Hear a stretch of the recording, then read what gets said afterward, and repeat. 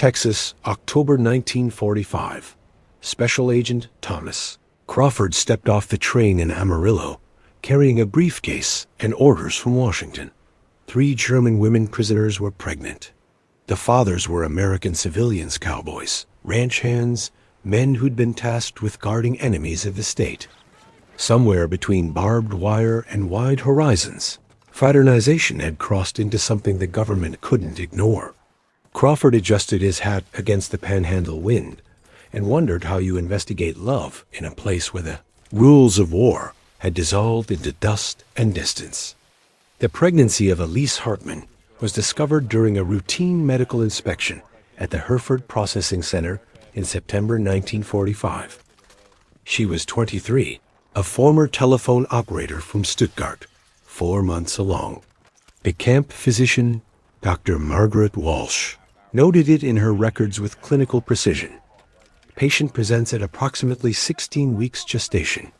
Patient is unmarried German national, classified as auxiliary personnel, captured April 1945.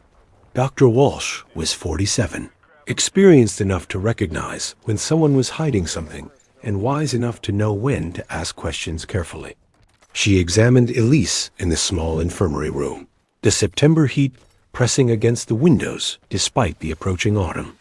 "How long have you known?" Dr. Walsh asked. Elise stared at the ceiling. Her English had improved significantly during her 5 months in Texas. 2 months, she said quietly. Maybe longer. The father? Elise's silence was answer enough. Dr. Walsh finished the examination without pressing further. But protocol was protocol. Prisoner fraternization with civilians violated federal regulations established when the POW program began. She filed her report that afternoon. Within a week, 2 more cases surfaced. Anna Becker, 26, formerly a clerk in a Bremen shipping office, 3 months pregnant. Katharina Vogel, 21, who'd worked in a military hospital in Berlin, 2 months along. All 3 had been assigned to work programs on ranches surrounding Hereford. All 3 had developed relationships with American men in positions of authority or proximity. The War Department received Dr. Walsh's consolidated report on October 2nd. By October 5th, Special Agent Thomas Crawford was en route from the FBI field office in Dallas. Crawford had spent 3 years investigating sabotage, espionage, and black market operations along the Gulf Coast. He'd tracked German agents in Houston, Italian sympathizers in New Orleans, and profiteers who sold military supplies to the highest bidder. This assignment was different. No one was accusing these women of spying. No one suggested the Cowboys were enemy collaborators.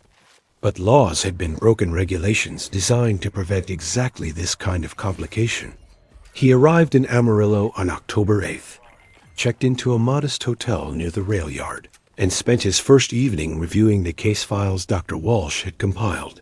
3 women, 3 separate ranch assignments, 3 American men who would need to be identified and questioned. The next morning, Crawford drove to Hereford in a government sedan, the landscape unfolding around him like something from a different century. The panhandle stretched endless in all directions, flat grassland interrupted by windmills and distant cattle, the sky pressing down with impossible weight. He'd grown up in Philadelphia, where buildings created horizons. Here, the emptiness felt almost hostile in its vastness. Dr. Walsh met him at the processing center, a collection of temporary structures that had housed German prisoners since the previous spring. Most prisoners had been repatriated by now, but several dozen remained women mostly, waiting for paperwork, for decisions about their futures, for answers about families back in Germany. 3 women, Crawford said, spreading photographs across Dr. Walsh's desk. I need to interview them separately, and I'll need the names of the men responsible. Dr. Walsh leaned back in her chair. Her expression was carefully neutral. Agent Crawford, these women have been through considerable trauma. The regime's collapse, capture, transportation across an ocean, months of uncertainty about their futures. Whatever happened here, I don't believe coercion was involved. Crawford met her gaze. That's what I'm here to determine. The law is clear about fraternization between prisoners and civilians. If crimes were committed, these women weren't prisoners of war in the traditional sense. Dr. Walsh interrupted. They were auxiliary personnel. Clerks and telephone operators and nurses. They didn't fight. Most surrendered willingly when given the opportunity. Nevertheless, Crawford said, opening his briefcase, they were enemy nationals under federal custody. The men who fathered these children violated regulations. I need names. Dr. Walsh was quiet for a moment. Then she pulled out a different file, one she'd prepared knowing this conversation would come. 3 ranch assignments. 3 families who'd requested German workers to help with domestic labor and agricultural work. The Mackenzie Ranch, the Harrison Spread, and the Callahan property. She slid the file across the desk. You'll find your answers there. Whether you'll find crimes is another matter. The Mackenzie Ranch sat 12 miles southwest of Hereford, a modest operation focused on cattle and horses. Crawford drove out that afternoon, the sedan kicking up dust along the unpaved county road. He found Sam Mackenzie repairing a fence near the main house, replacing a rotted post with fresh cedar. Mackenzie was 34, too essential to ranch operations to have been drafted. He'd grown up on this land, inherited it when his father died in 1940, and ran it with the help of 2 hired men. And, until recently, a German woman assigned through the labor program. Crawford introduced himself, showing his credentials. Mackenzie set down his post-hole digger and wiped his hands on his jeans. His expression didn't change, not surprise, not fear, just a kind of resigned acceptance. I figured someone would come eventually, Mackenzie said. He gestured toward the house. We can talk inside. My wife should hear this too. Crawford followed him into a kitchen that smelled like coffee and cornbread. Martha Mackenzie was 31, a schoolteacher who'd given up her position when they married. She poured coffee without being asked, her movements precise and controlled. She knew why Crawford was here. They sat at a wooden table scarred from decades of use. Crawford pulled out his notebook. I'm investigating the pregnancy of Elise Harkman, formerly assigned to this property. I need to understand the circumstances. Sam and Martha exchanged glances. Sam spoke first. Elise came to us in April. She was supposed to help Martha with cooking and cleaning, maybe some garden work. The program said we'd be assigned enemy labor, that we should maintain distance, treat them as prisoners. And did you? Crawford asked. For about a week, Sam admitted. Then we realized she wasn't an enemy. She was a scared young woman who'd lost everything. Her family died in the bombing of Stuttgart. She had nowhere to go, no one waiting for her in Germany. We started treating her like a person. Martha leaned forward. Agent Crawford, Elise ate at our table. She slept in our guest room. She worked hard, but we paid her a small wage from our own money. Not much, but enough for her to buy personal items in town. She became our friend. When did the relationship with your husband begin? Crawford directed the question at Martha, watching for her reaction. Martha didn't flinch. Sam and I have been married 11 years. We can't have children, something medical that happened after I had scarlet fever as a girl. Elise knew this. We talked about it one evening, all 3 of us. She was lonely. We were lonely in different ways. What developed wasn't planned. Crawford wrote carefully. Are you saying this was a consensual arrangement involving all 3 parties? Sam met his gaze directly. I'm saying Elise and I developed feelings for each other with Martha's knowledge and eventually her blessing. Martha and I love each other, but we also came to care for Elise. What happened between us wasn't about war or prisoners or breaking rules. It was about 3 people finding something they needed. The silence stretched. Crawford had investigated dozens of cases, interviewed hundreds of witnesses, developed an instinct for lies and half-truths. These people weren't lying. They weren't hiding anything beyond what they'd already revealed. "Where is Miss Hartman now?" Crawford asked. "At the processing center," Martha said. "But she'll be back. We've applied for sponsorship to keep her in the country. Once the baby is born, we plan to raise the child together, all three of us." Crawford closed his notebook. "You understand this violates federal regulations. Mr. Mackenzie, you could face criminal charges." Sam nodded. "I understand, but I don't regret it." Neither does Martha. Neither does Elise. The Harrison spread was larger, nearly 3,000 acres running cattle and growing winter wheat. Crawford found Robert Harrison in the equipment barn, working on a tractor that had thrown a belt. Harrison was 41, a widower whose wife had died from pneumonia 3 years earlier. His son was serving with the Marine Corps somewhere in the Pacific. Harrison saw Crawford approaching and straightened, wiping grease from his hands with a rag. He'd been expecting this visit. The town was small enough that news traveled faster than government sedans. They walked to the house together, neither speaking. Inside, Harrison poured whiskey into 2 glasses without asking if Crawford wanted any. They sat in a living room that still held evidence of a woman's touch curtains, photographs, a quilt draped across the sofa. "Anna Becker," Crawford began. Harrison took a long drink. "She came here in May. Was supposed to help with cooking since I can't boil water without burning it. She was quiet at first, wouldn't look me in the eye, moved like she expected to be hit." Crawford waited. Harrison continued. "Her husband died in the final weeks, not in combat, but in the chaos of retreat. Friendly fire, she thinks, though she'll never know for certain. She was 26 and already a widow. Didn't have children. Didn't have anyone." He paused, staring into his glass. "My wife, Catherine, she was my whole world. When she died, I didn't think I'd ever feel anything again. Then Anna showed up, and for the first time in 3 years, the house didn't feel empty." "When did the relationship become intimate?" Crawford asked. "July," Harrison said. "Heat wave came through, made it hard to sleep. Anna had a nightmare, woke up screaming. I heard her from my room, went to check on her. She was crying, apologizing in broken English, saying she kept seeing her husband's face. He stopped, choosing his words carefully. I held her until she stopped shaking.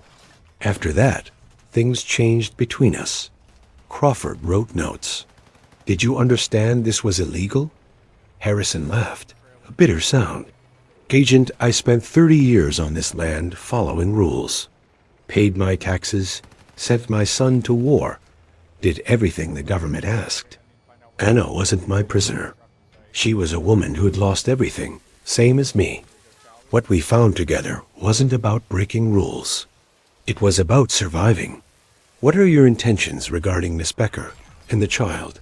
Harrison met Crawford's gaze. "I'm going to marry her if she have me. The baby will have my name. I don't care what Washington thinks about it." The Callahan property was the smallest of the 3 assignments, a family ranch run by 2 brothers who'd inherited it from their parents. Crawford found them both working in the horse corral, Daniel, 38, and Michael, 35. Both had been classified 4F, Daniel for a heart murmur, and Michael for partial deafness from a childhood illness. They saw Crawford coming and met him at the corral gate. Daniel did most of the talking. Michael listened, reading lips with practiced skill. "Katharina," Daniel said before Crawford could speak. "You're here about Katharina." Crawford nodded. "I need to know which of you is the father." Both brothers were silent. Finally, Michael spoke, his voice carrying the slightly unusual cadence of someone who couldn't fully hear his own speech. "We don't know. Could be either of us. Maybe that matters to you. Doesn't matter to us." Crawford struggled to maintain his professional composure. "You're both claiming responsibility?" Daniel leaned against the fence. "Agent, our situation isn't what you're thinking. Katharina came here in June. She'd worked as a nurse during the regime, saw things that broke her. She had nightmares every night for the first month. Michael and I were not married, probably never will be. We worked this ranch together, lived together, share everything. Katharina fit into that life. She needed people who wouldn't judge her, Michael added. We needed someone who understood that families don't always look like what the government thinks they should. Crawford felt the investigation slipping away from him. This was supposed to be straightforward: identify violations, recommend prosecution, enforce regulations. Instead, he was finding complicated human situations that didn't fit into neat categories. Where is Miss Vogel now? Crawford asked.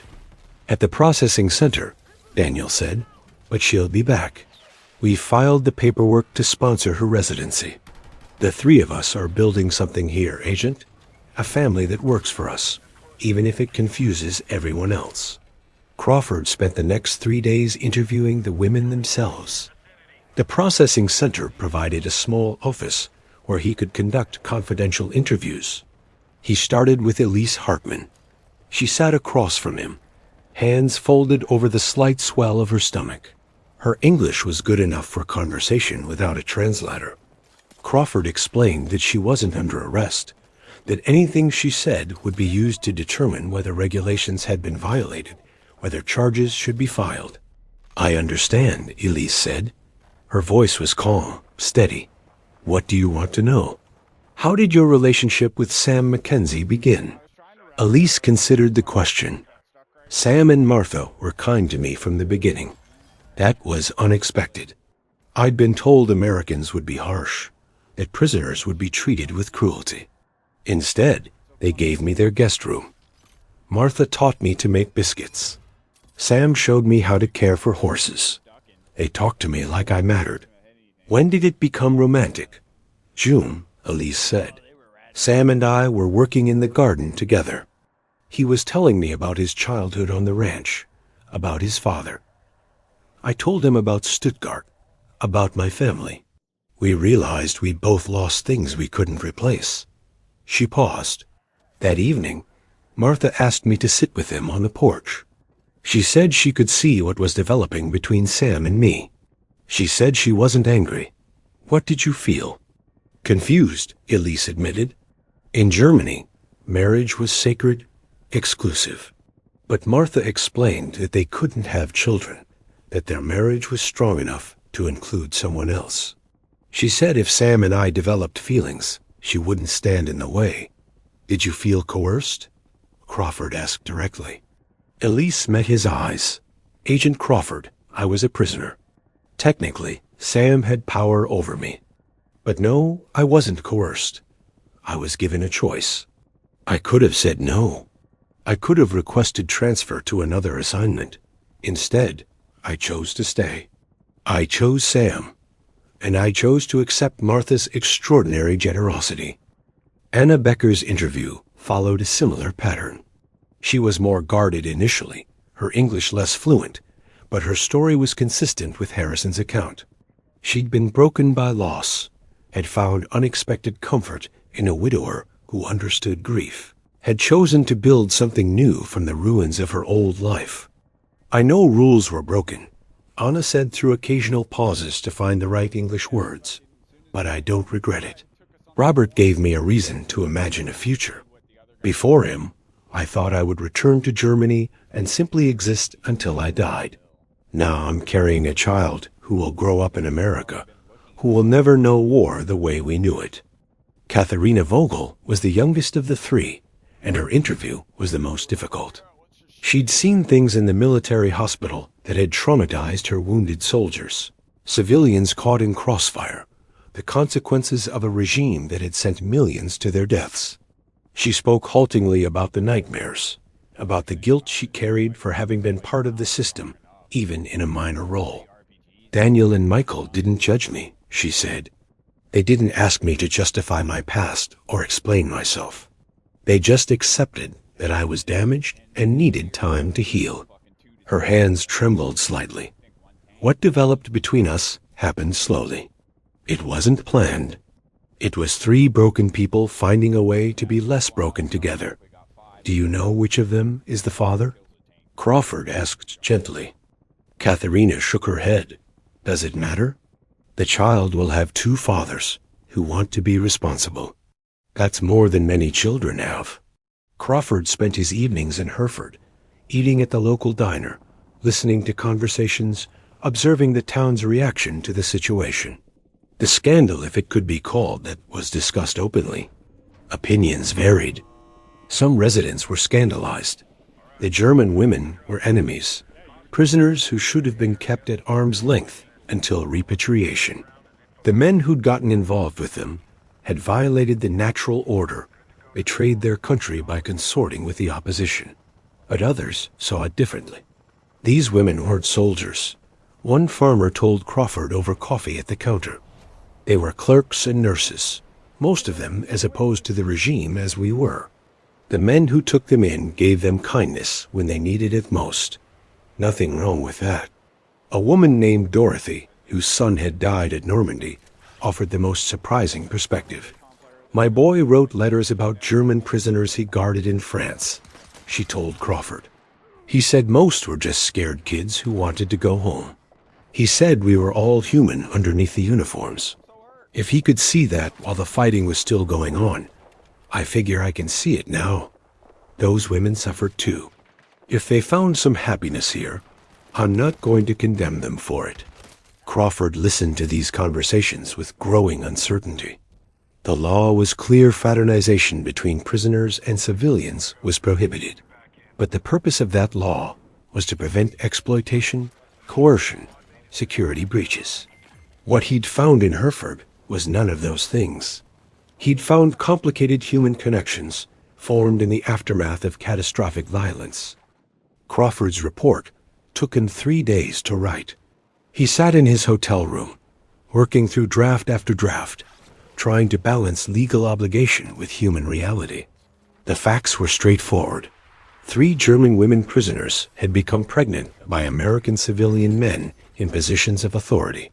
Regulations had been violated. Technical crimes had been committed. But the context was equally clear. No coercion, no exploitation, no security breaches. 3 women who lost everything had found unexpected connection with American men who offered them dignity when they expected none. 3 relationships had formed that all parties entered willingly, with full knowledge of the consequences. Crawford wrote, "Investigation has confirmed that 3 German female prisoners became pregnant while assigned to civilian ranch work near Hereford, Texas. Interviews with all parties involved established that relationships developed between prisoners and civilian supervisors, in violation of federal regulations regarding prisoner fraternization. However, investigation found no evidence of coercion, exploitation, or security breaches. All 3 women report entering relationships willingly. All 3 civilian men acknowledge paternity and express intention to support the women and children. Medical examination confirms no evidence of physical mistreatment. The circumstances present unusual factors. These women were not combat prisoners, but auxiliary personnel who surrendered voluntarily. Their assignments placed them in domestic settings where normal human interaction was difficult to prevent. The isolation of ranch life, combined with the women's traumatic experiences and uncertain futures, created conditions where emotional bonds formed naturally. Recommendation: while technical violations occurred, prosecution would serve no clear purpose. The women posed no security threat. The men acted without malicious intent. The resulting children will be American citizens requiring support. Recommend administrative sanctions rather than criminal charges, combined with revised protocols for future prisoner work assignments. He sealed the report, addressed it to his supervisor in Dallas, and walked to the post office on a cold October morning. Dust blew down Main Street, swirling against storefronts and settling on parked trucks. Crawford stood on the sidewalk after mailing the report, looking at this small town that had become unexpectedly complicated. Crawford's recommendation was accepted by his superiors with relief. Washington had no interest in prosecuting cowboys for falling in love with former enemies. The war was over. Public attention was focused on demobilization, economic reconversion, and the beginning of the occupation of Germany. A scandal about pregnant prisoners in Texas would serve no political purpose. Administrative sanctions were imposed. Sam Mackenzie, Robert Harrison, Daniel and Michael Callahan each received formal reprimands and small fines. The ranches were removed from the approved list for prisoner labor assignments, though by that point, nearly all German prisoners had been repatriated anyway. The women's cases were handled individually. Elise Hartmann, Anna Becker, and Katharina Vogel were granted residency permits based on their pregnancies and the American citizens they were carrying. The normal restrictions on German nationals were waived in light of special circumstances. Elise Hartmann's daughter was born in February 1946 at the Hereford Hospital. Martha Mackenzie was present for the delivery, holding Elise's hand through the labor. Sam paced the waiting room until a nurse emerged to tell him he had a healthy baby girl.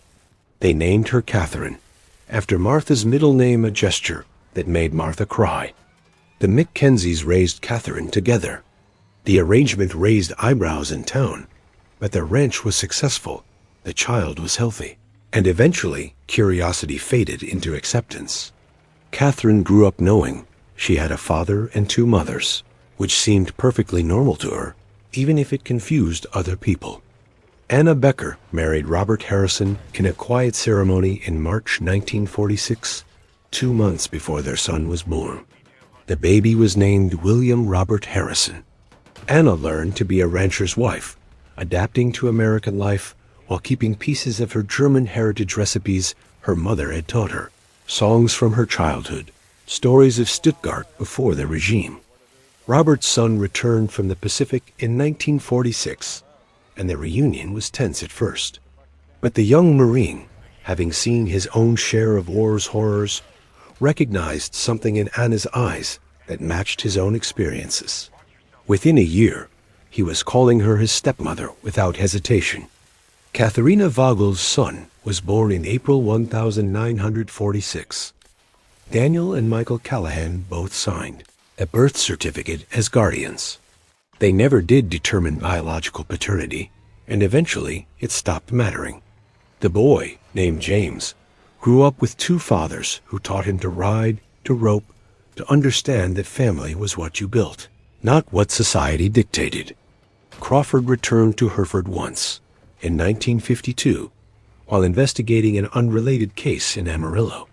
He drove through town on his way back to Dallas, curious about what had become of the people he'd interviewed 7 years earlier. The Mackenzie Ranch was thriving. He saw Sam and Martha working near the barn, a young girl, Catherine, riding a horse in the corral. Elise emerged from the house carrying lemonade for the workers. They moved with the easy rhythm of people who'd found their place. The Harrison spread looked equally prosperous. Robert and Anna were visible in the distance, working together to move cattle from one pasture to another. A boy of about 6 sat on the fence, watching them with the concentration of a child learning his future trade. The Callahan property showed similar stability. Daniel and Michael were repairing a windmill, while a dark-haired boy played with a dog in the yard. The scene was unremarkable, just another ranch family going about their daily work. Crawford didn't stop at any of the properties. He'd investigated them once, written his report, made his recommendations. Their lives were no longer his concern, but he found himself oddly satisfied by what he'd observed. The regulations had been violated, technically, but the outcome suggested that sometimes human needs superseded legal structures. The German POW program in the United States brought approximately 375,000 prisoners to camps across the country between 1942 and 1946.